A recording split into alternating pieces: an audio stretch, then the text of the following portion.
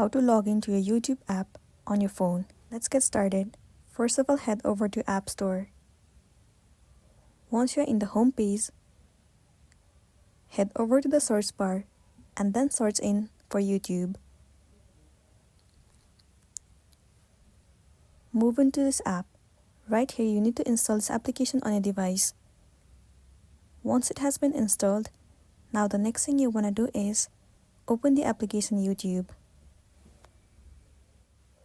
Sometimes it will automatically log into your account. If not, then tap on You at the bottom right corner. You will be able to see the option of sign in. Tap on sign in and then enter your login credential of your Google account. After that, you will be successfully logged into your YouTube account and you'll be good to go. That's the wrap for this video. Make sure to smash the like button and consider subscribing to our channel. We'll be seeing you in the next video. Thank you.